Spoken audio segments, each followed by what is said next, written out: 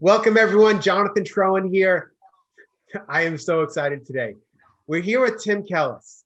He's the founder of the Marriage Solution. But here's the deal. We were going to talk marriage and the solution to it. And we might do a whole nother podcast on that, but it's not what we're doing anymore, because all of a sudden he says, Jonathan, I got this talk I'm going to do. Yeah, it wasn't about this here, about the science of happiness. And I said, okay, well, if you're going to do a talk about it, I think I want to talk to you about it, because I know happiness from like the body and the feeling perspective. And I work a lot with people from happiness, but the science of it. So Tim, welcome. School me on science. Jonathan, no worries at all. No worries at all. Exactly. Well, this is, you and I are going to get into really the details. I'm going to actually, what we're going to talk today is going to be sort of the conclusion of my whole message. The beginning of this is I've solved the marriage problem. It's based on equality. You learn about becoming partners in a marriage. You learn to disagree, not to argue. You realize that in arguments, fear is the source of the anger. You address the fear. You heal through forgiveness, and you're able to become an objective marriage. That is, just so you know, I just summarized 2 hours in about 10 seconds there. But in fact, what I want to do is, before you start recording, you started talking about you want somebody to map in the brain happiness, right? So do you want to go back to that point of our conversation? Yeah. So Tim and I were just talking before, and I mentioned to Tim that I am looking for a neuroscientist, which I am not, to map the brain in terms of emotions and what chemicals are released with the different emotions we have. And then Tim started going off, and I said, whoa, stop, we got to record. So, all right, so go. Map me the brain on happiness. No. Okay. Let me explain to you what you just said without realizing it. Okay. The foundation of the psychology industry. This is now I was the first semiconductor analyst on Wall Street to focus on the communications market. It's a very successful career, very analytical, engineering undergrad. And I met this girl I thought I was going to spend the rest of my life with. And the bottom line is we fell in love, and a girl I'd known for a while. I'm making this real short as well, but we started fighting, and then we went to a therapist. And when I realized the therapist wasn't helping is when I decided to take on this role. I have a lot of emotional background that's motivated me to do this. So when I studied, I spent almost 2 years researching and writing my book. 100 books went into the research. I basically studied the psychology industry. What a Wall Street analyst does is they become an expert in an industry. So I have studied the psychology industry from an analytical perspective. So this is, you got to understand, there's that background with what I'm about to talk to you about, because I'm going to discuss all of this with you very analytically.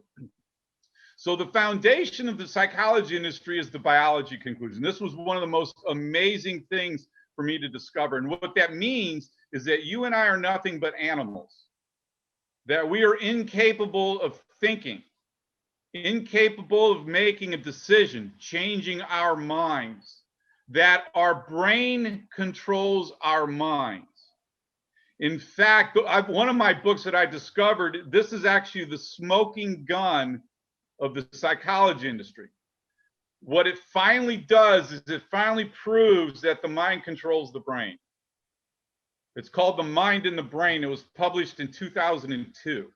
And just so you know, as a sidebar, the industry has just basically ignored this book, because this book changes the entire direction of the industry. Because, in fact, the front jacket, the very first thing it says in the inside of the jacket, conventional science has long held the position that the mind is a reaction to the chemicals in the brain. This is why from marriage therapy, for example, why you get behavioral advice. Because they're looking at you like you're a dog that they're going to train to lay down and to roll over when they give you behavioral advice, because you're not a human being. You're actually an animal. This is why the industry deals with feelings, and why there's no logical solution yet to the marriage problem, which is what I'm doing. Okay, so it's we're being controlled by our brains are controlling things, and we need to change our behaviors to control the brain. That's current philosophy. Well, no, the philosophy is that your brain causes your mind. So if you change your body, you're going to change your mind. This is why you get like diet advice. I see a psychiatrist on PBS on Sundays every once in a while. His name is Daniel Amen, and he's talking about how he can lower depression through your diet. Mm-hmm. All right, so that's neuroscientists. They study the brain with this really very shallow logic that by understanding the brain, there's going to know what goes on in the mind. What you and I are about to discuss is the mind. I'm about to explain to you how the mind works. I love it. Okay, school me. This is the first time that you have heard this. This is the first time that anybody has heard this. This is my discovery. This is what I have discovered that nobody else has discovered yet. In fact, this is one of the things I want to be known for. Okay. The backdrop of this conversation, though, is Carl Jung. I think you and I talked about in some of our Mentor Studio meetings, Carl Jung. And for anybody who is listening to this who doesn't know who Carl Jung is, Carl Jung was 19 years younger than Freud. Freud looked up to Jung so much that he considered him not only his heir apparent, but his son.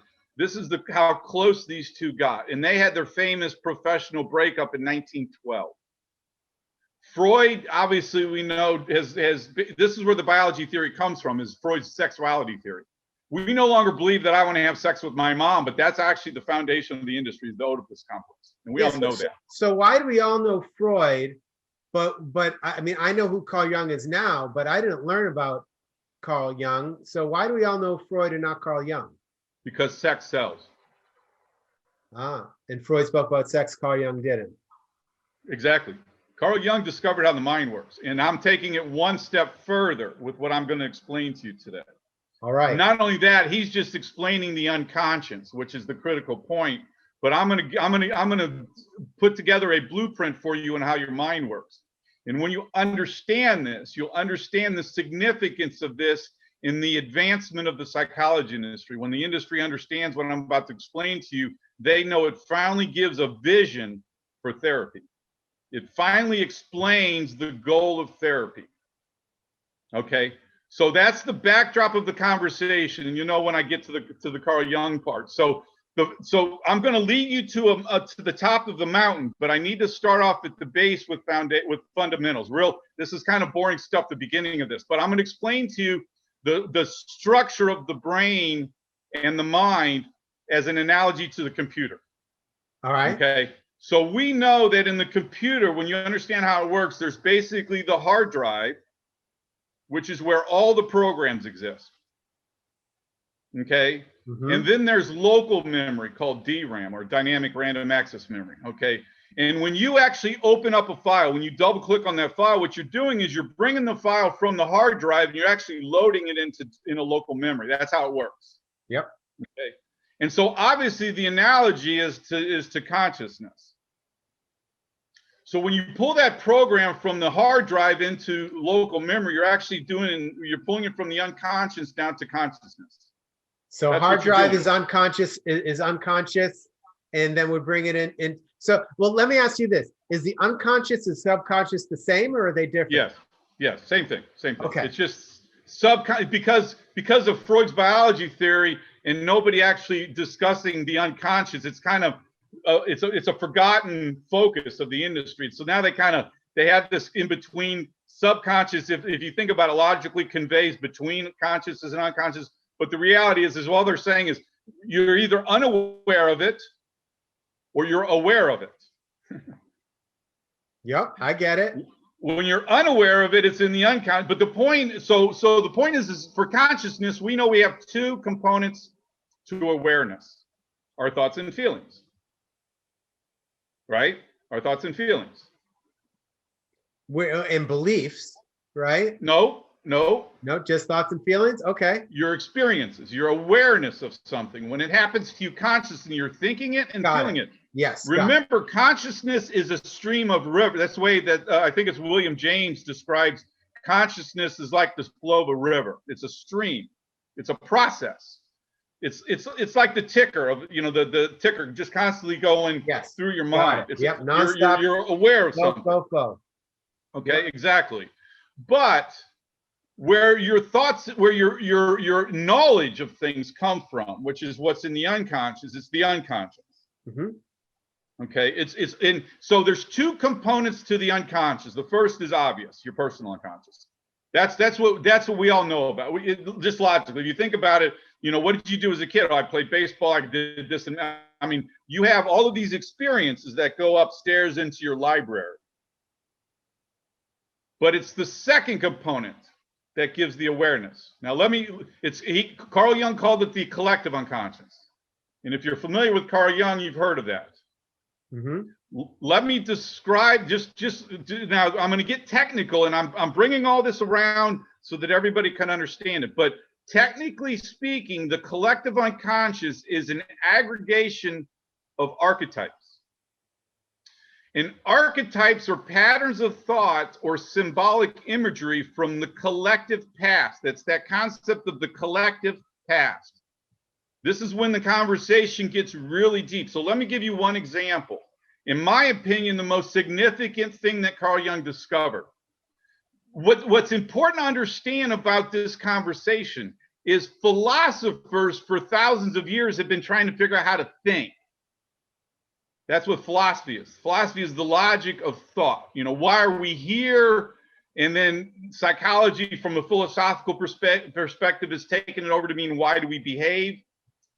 But it's not until Freud and Jung, remember both Freud and Jung, both independent of each other, started studying dreams. And remember, dreams are proof of the unconscious. This is one of the questions that Carl Jung asked. He goes, where does that voice come from? Think about that. Where does that voice that give you dreams come from? This was the curiosity that drove him his entire professional career, was trying to answer that question. So what he realized is that there were myths, like the snake, for example. That's a great one. I won't discuss that. It's important. It's unimportant, but we know that snakes, there's a mythological component to the snakes. Anybody's ever studied myths. And so they'll show up in dreams. And he's trying to figure out why was the snake in the dream? What is the message with these myths? What are these myths trying to teach us? Okay. In fact, one of the reasons, just the sex answer with Freud is one answer, but to be honest with you, when you psychoanalyze Jung, you also realize that Jung, one of the things that Jung did was he not only psychoanalyzed Christianity, but he psychoanalyzed Christianity in the context of other religions, and you're not allowed to do that. Okay, he got in trouble with the Catholic Church he psychoanalyzes Jesus. I love that. Okay. So where do the archetypes come into play? Like in terms of my archetype and the collective archetype. So let me give you the biggest example. So a little history lesson here. But he first started studying the Gnostics. Okay. The second most significant event in the history of Christianity was 325 AD, when Constantine the Great at the Council of Nicaea standardized on the Bible. And one of the things that he did was he removed Gnosticism from the ideology. Gnosticism was the spiritual component of Christianity. Gnosticism was the Kabbalah equivalent. Kabbalah is the spiritual component of Judaism. Gnosticism was the spiritual component of Christianity. So let me give you an example. They believed that Jesus took zero material form. Actually, they debated that. How spiritual and how material was Jesus? And the Gnostics promoted the fact that he never took any material form. And what they decided on was Father, spiritual, Son, material, Holy Ghost, spiritual. So basically 2/3 spiritual, 1/3 material. That's the way the Catholic Church standardized on it. So that's why it's called being agnostic when you don't know. It's a dig by the Catholic Church on the Gnostics. So Carl Jung started studying Gnosticism, and he became confused because they were so antique. In antiquity, they were so old, the messages, until he discovered when he had a dream where he was a knight in the Middle Ages. And he also realized the Middle Ages was the search for the Holy Grail. And he started studying what I refer to as the spiritual alchemist. He called it the philosopher's stone. We view alchemy as the base material into gold. Material. Again, this is the foundation of the Freud biology theory. Just so you know, there's a long history of Freud's biology there. He didn't make it up. This is the foundation, the base, the materialistic view versus the spiritual view. That's actually been a philosophical debate that's been going on for thousands of years.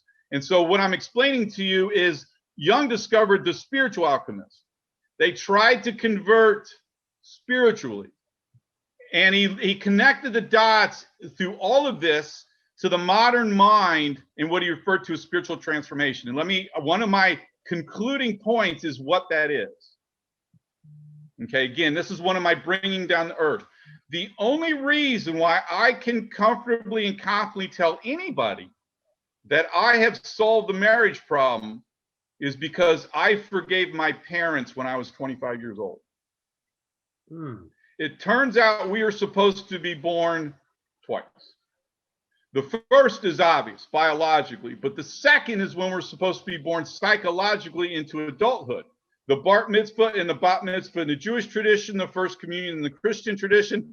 I'm in South Florida, so in the Latino world, it's quinceañero, barbaric rituals in antiquity were all initiation ceremonies into adulthood. That's what they're supposed to be doing, separating from your childhood. And we know there's stories in the Bible about, leaving from their parents.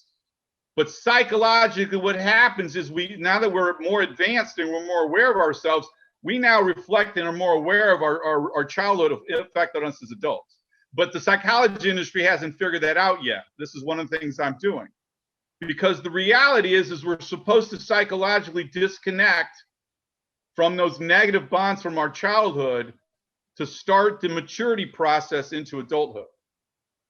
So you're saying now that we're because even though we have these rituals, quinceañera, bar bat mitzvah, all that, we still have the rituals, but we're still with our parents long after those rituals. So they're too young. The rituals are too young. That's the point. They have not kept up. We don't really mature to become ourselves until we're like in our 20s. We get our career started. We have some notion of what we want to do for a living. I mean, we're starting to answer these basic questions of the modern mind on how, because remember, this all has to do with individuality. So how do we get to individual? So when you were 25 and you forgave your parents, was that really in my world, your bar mitzvah? Absolutely. It was the most significant day of my life. And remember, I took that freedom all the way to Wall Street. So I want to know about that day. I want to get into all this other stuff, but I want to know what that day. You're 25. How do you know you need to forgive? How do you what happened? Take me to I want to know this day, or if there's something leading up to it. What happened? No. It's a conversation. This is what therapists are supposed to be doing. This is what therapists are supposed to be doing. But how it happened to me, this is the objective, is to help the person forgive their parents. This is the notion of development. The younger you are, the less developed you are. Where do you least developed at birth? Your parents, your influence. I mean, it's amazing that they've not got their head around, at least to tell the public yet, about the effect of your childhood on your adulthood. So the point is now my dad was a cab driver, so I was raised poor. I became friends in college with a guy whose father started the largest law firm in Dallas, Texas. So he grew up wealthy. Okay, it was a conversation that he and I had where we were comparing our childhood, and we were trying to one-up each other on who had the worst childhood. But the point with Kent is Kent had gone to a good therapist where he had forgiven his dad. His dad was a very powerful, one of the wealthiest people in Dallas, Texas. He hung out with all of the royalty of Dallas. This is his upbringing. Think about that personally as a father, though. And so what I'm about to tell you, he had forgiven his father. So every time I try and say something that my parents did to destroy my childhood, he'd one-up me. But then he would end by saying, but I still love my dad. Yeah, but you don't understand. You know, my parents did this and that to me. And he goes, but my dad sent me to military school, but I still love him. Yeah, but you don't understand. My parents did this to me. Yeah, but my dad never showed me any affection. His dad was an attorney. Attorneys have no affection. They save it for the jury, right? Yet I still love him. And then I would say something else that my parents did, and then this is the one that got me. This is the one that turned it over. He said that his dad never went to any of his events because he was always working. Now let me tell you a little bit about my dad.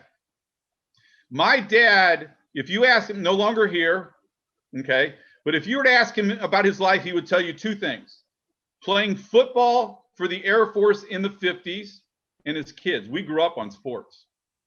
I've been playing soccer since I was 5 years old. I played in college.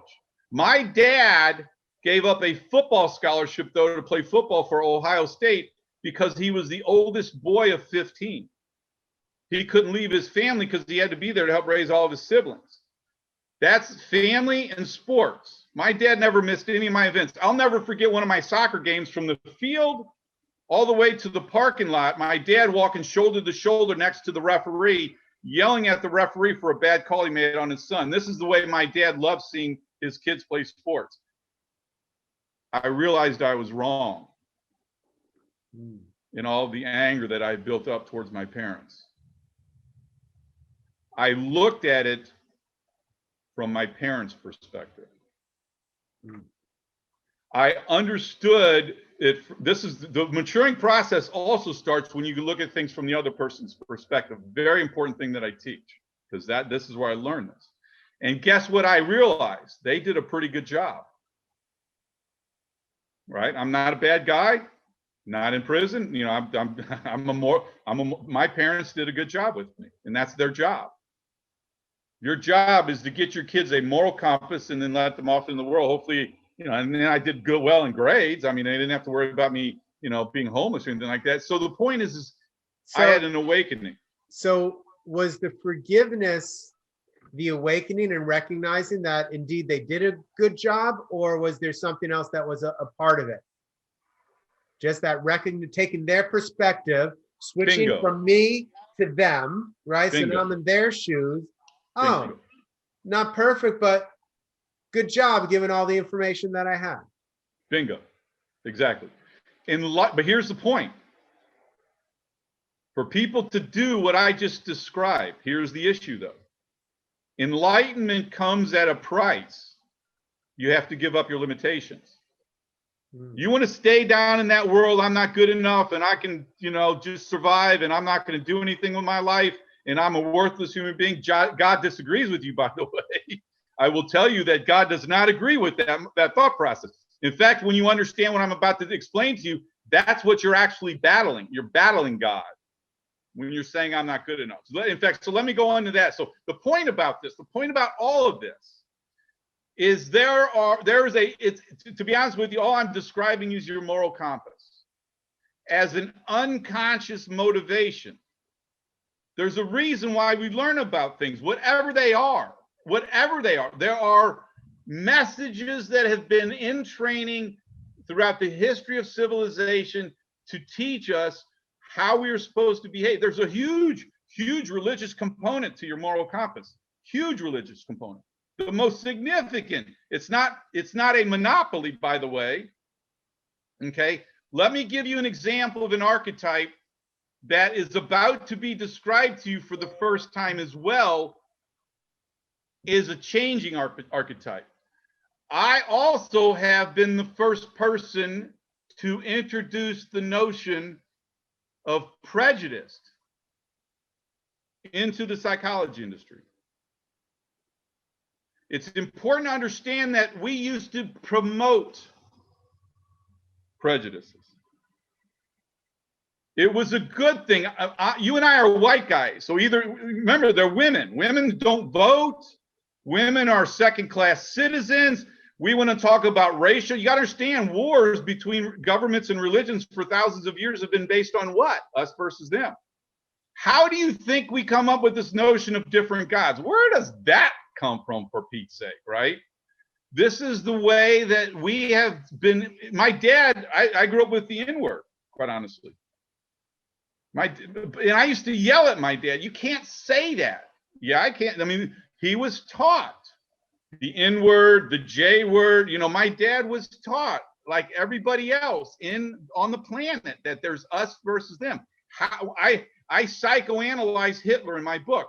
How do you think Hitler got away with it? Number one, he did not invent anti-Semitism. No. Exactly. You're laughing because you know my point. Who invented anti-Semitism? You know, they actually built the first ghetto within sight of the Pope in the Vatican. The first ghetto ever was built in the 16th century and was built so that the Pope could see it. The Catholic Church. The notion of the Jew conspiracy was something that existed in the unconscious of the German people, and he tapped into that. That's all he did. That's how he got away with what he did. But the point is there's an influence on us unconscious. Okay, so now let's get back to Earth. Okay, now I'm going to bring it back down to Earth. Now we're going to bring all of this that I just talked about, and we're going to put it into practice. Because all I just explained to you, and this is my bridge to the masses now, so that everybody can understand, is that the collective unconscious is nothing more than common sense. Okay? So let me explain to you what I mean by that. It turns out that we have two voices in our head. Now remember, in order to talk, you have to be able to hear. You can't have a conversation unless there's more than one person. And that's the same thing that goes on in your head. So one of your voices is your personal voice and the other is common sense. So if you're going down the highway at 90 miles an hour, think about that conversation. One of your voices saying, I'm late for work. That's your personal voice. The other voice is saying, yeah, but we're speeding. Okay, I have answered a question that has been debated for thousands of years, and let me give you the answer. The debate has been the difference between is it's God's will or free will. God's will is referred to as predestination, which means everything's been predetermined for us. Free will, on the other hand, is the ability, as we know in the modern world, now that we're educated, is the ability to think and make decisions. The answer is both of them. I have the free will to believe in God's will. I can do, Jonathan, I can do anything I want to right now. I can do whatever I want to, as long as I don't break the rules. If I leave this podcast and I drive down to the local bank and I rob it, what happens to my free will? It goes away, as long as I go by the rules. Okay. So the point I'm making here, number one, think about this. In fact, don't do this, by the way. Anybody listens, I'm saying don't do this. The stop sign is an archetype.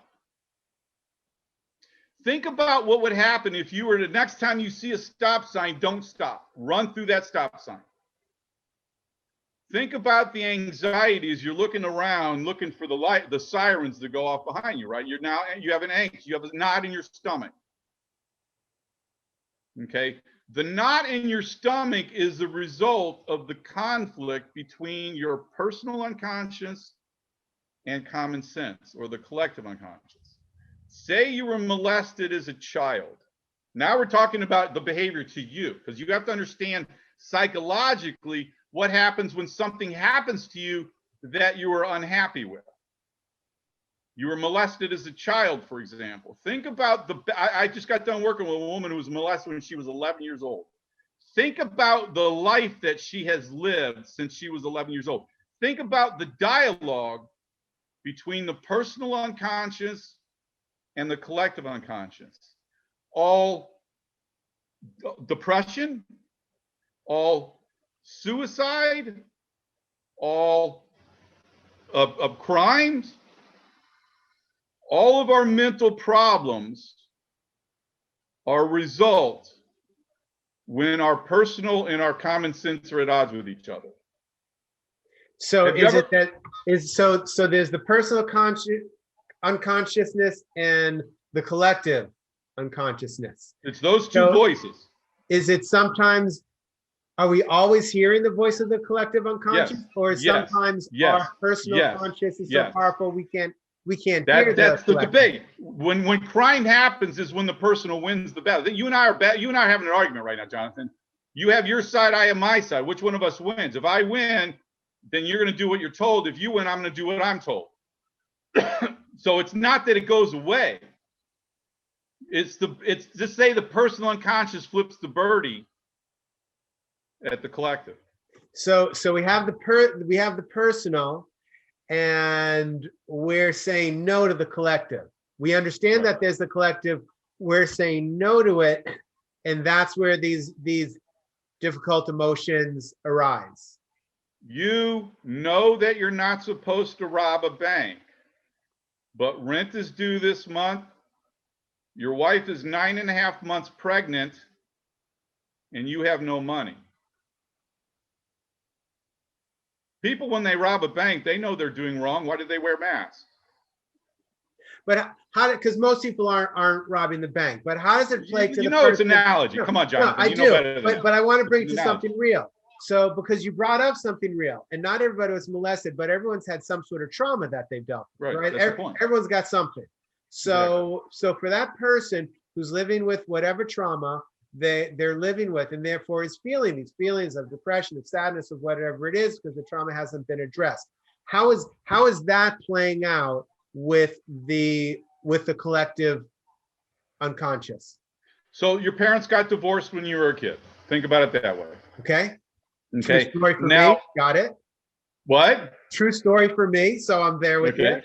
But the point is good. So you can relate to this. Mm-hmm. Okay. But bear in mind, before the 60s, this is one of the things that this is actually the thing I'm actually going to be fighting, because my job is to lower the divorce rate, just so you know.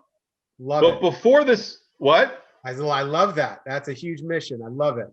Exactly. But before the 60s, if you got divorced, you were chastised culturally. Okay? The culture, common sense, society, based on the church motivation, which this is one of the great things I agree with the church, was to frown on divorce. But in the 60s, in 1970, less than 1% of all law and medical degrees went to women. By 1990, that number was over half. Women are no longer going to sit back and be subordinate to their husbands. The solution is equality. We just haven't figured that out yet. But the cultural change is the education of women. I mean that from a positive perspective.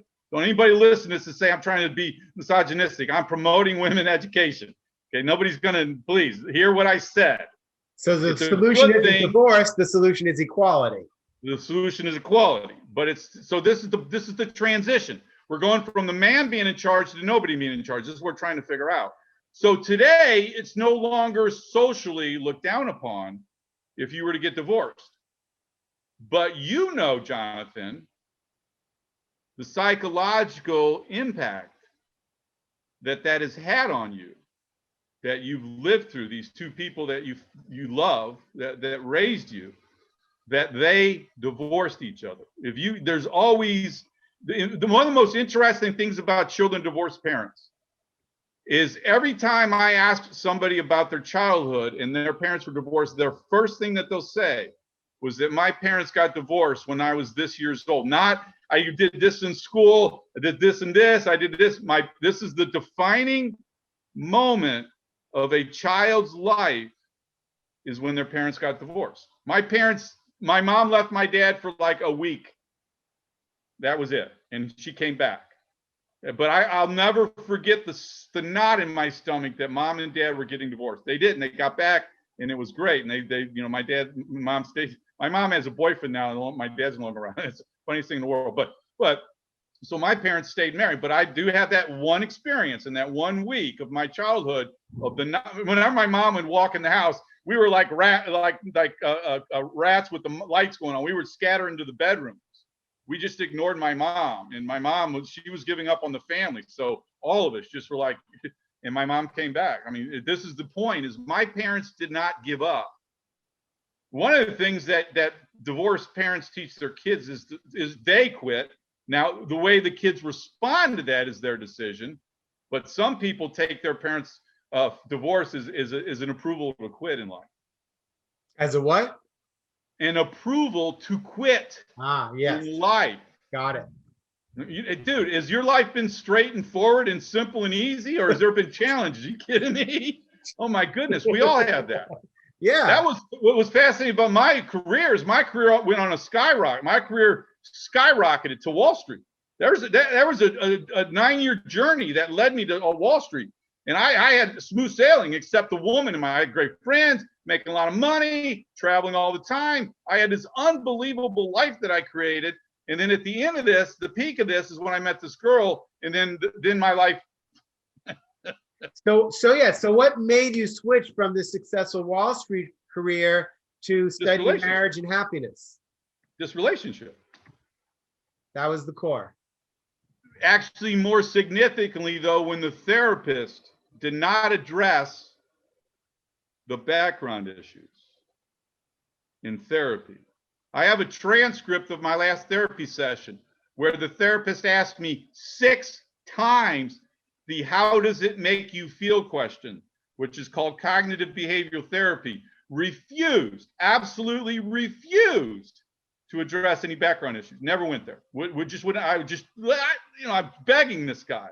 This guy had me on this panic phone call twice where I was having a panic attack because I was trying to open his eyes. I couldn't get her to see this. I forgave my parents. Just to me, this is the journey I've been on. I didn't realize how that would revolutionize the psychology industry. I thought we all do that. I went through that. I didn't realize that that is not part of. This is why I'm here.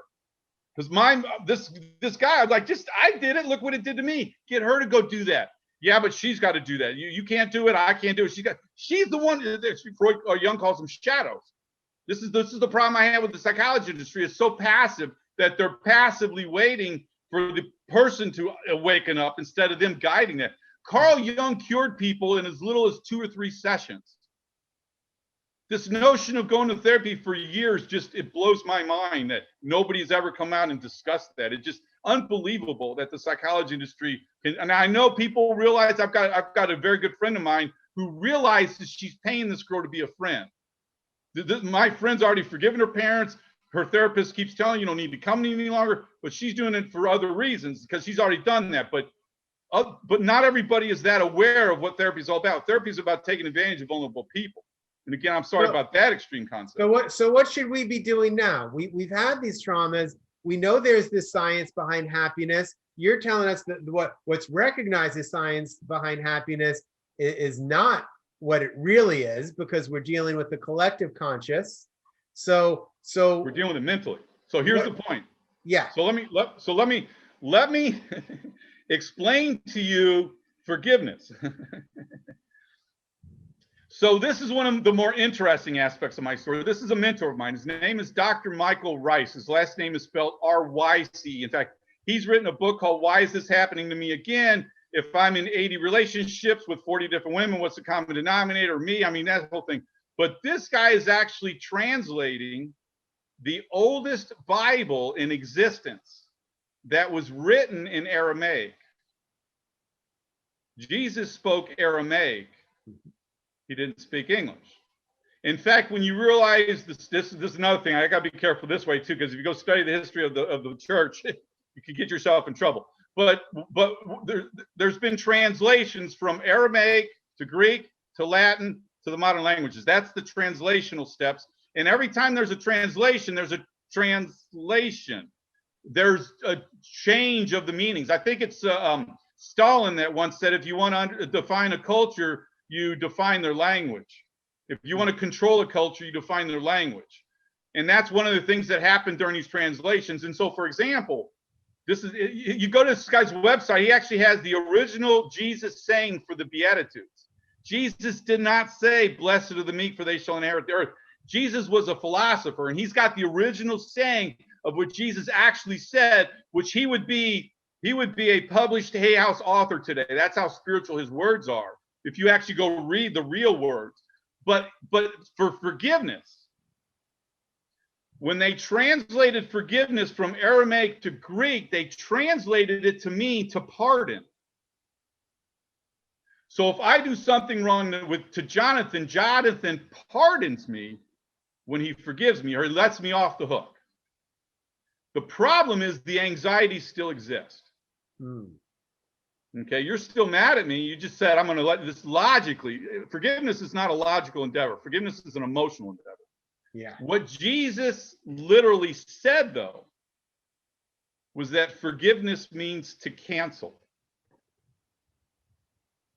So when I forgave my parents, I basically hit the delete button on that program. I canceled all of. I have no negative feelings towards my parents. They don't exist. I love my parents, right? I mean, I speak to my dad now more than I did when he was alive. I love my parents. They're good people. They're simple. They've never made any money, and they got, they're like everybody else in the world. They got their issues as well. But I don't have any negative feelings toward them. And so the point is, depression, suicide, crime, all that is when the collective unconscious and the personal conscious are at odds with each other. Have you ever heard of the band Creed? Sure. Okay. Scott Stapp used to live about 5 miles from me. He actually, I got him a copy of my book, spoke to him on the phone once. He's the lead singer. He's the guy that wrote all the songs. And so Scott Stapp is a local guy. He lives in Tennessee with his wife now. His wife was in New York. But the point is Scott Stapp and his wife have broken up and gotten back together again, I think at least twice. Tell me a rock star that you know of that reconciles with his wife. And the thing, if anybody doesn't know who Creed is, they were first labeled a Christian band, but now we realize they're a spiritual band. One of his songs is called "My Own Prison." He talks about the imprisonment of ourselves in our mind. But the point is there's a song called "My Sacrifice," and it starts off, "Hello, my friend, we meet again. Where do we begin? It's been a long time. Where do we begin?" It's called "My Sacrifice." He's becoming friends with himself. I don't argue with myself. I had this talk last week on my clubhouse room, and somebody asked me, "Well, how are you, Tim?" I don't argue with myself. And I'm not any different from anybody else who's aware. I don't think you probably, Jonathan, you and I got to know each other for a while now, and I get a sense you're a calm guy. I'm not saying anything that I've discovered. I'm just describing that I don't argue with myself. I'm happy with myself. I'm not there yet. I still argue with myself. I just recognize it, and then I choose which side I want to hang out with. But awareness is the first step. Awareness is the first step on the journey. That's the whole point. Once you become aware of it, the goal is to make conscious what is unconscious, or else it appears as fate. That's one of Carl Jung's most famous quotes. So how do we make the personal unconscious and the collective unconscious? How do we bring that to consciousness so we can have that awareness, and then I'm assuming be happy, or at least make the right decisions that will allow happiness to be there with us? Well, believe it or not, the way I describe this in my marriage help is to have an argument. Okay, but you have to understand what you're doing when you have that argument. Remember, love is vulnerability. Vulnerability is the fear of getting hurt. When you find somebody you're going to spend the rest of your life with, you get over that wall. At the beginning, it's called the false facade in the psychology world, but you're putting your best foot forward, as you should be. But what couples need to learn is they need to learn to be able to expose those things about them that they're not so comfortable with. Because you'll find out the cause of the anger is the fear of something that happened to you from your childhood. So because the point is you said at the very beginning of this conversation, how do you bring down what for unconscious? You have to have a trigger event. Why do you pull up Microsoft Word? Because I have to write a document. Okay, this is awareness. Now you want to get into the quantum physics and the collapse of the sine wave to describe consciousness, but consciousness is nothing but an awareness. It's when the thing that Einstein discovered is that energy exists in particle and waveform at the same time. So everything's in energy, everything's in, but there's awareness. There's a potential awareness in our unconscious, which is you walk by a bike store and you used to ride bikes when you were a kid. All you're doing is you're looking at the bike, and that bike is bringing down all those memories from childhood. You need to have a trigger event. That's called consciousness. That's awareness. So the triggers are there for us to bring unconsciousness to consciousness. Yeah, that's the point. So how do we unite that? Because that brings up personal unconsciousness, right? To personal consciousness. How do we unite that with the collective? By forgiving your parents. By forgiving your parents. Wow. That's huge. It's industry changing. It's industry revolutionizing. This is what I'm talking about. This is Carl Jung psychoanalyzes Jesus, and one of the things he says is if you don't understand Jesus in the time that he lived, he becomes irrelevant. Jesus was the counter to the Caesar. Okay, so one of the things Carl Jung also talks about is that we go through 2,000-year ages. Okay, the old age was the Pisces, which obviously represent the fish are eating. Jesus was the fisherman. But I also discovered in Wikipedia that Pisces also represents the sword. So wars, battles of governments and religions. We're now at the age of Aquarius. Aquarius is the water bearer. Okay, love is like a drop in the water or a drop in the ocean. Okay, we are all energy. This is what Einstein called quantum physics the language of God. But this is why the Mayan calendar expired in the year 2000 timeframe, is we got through the Pisces and now we're at a new age. And the new age is the age of spirituality. But we're at the very beginning of this.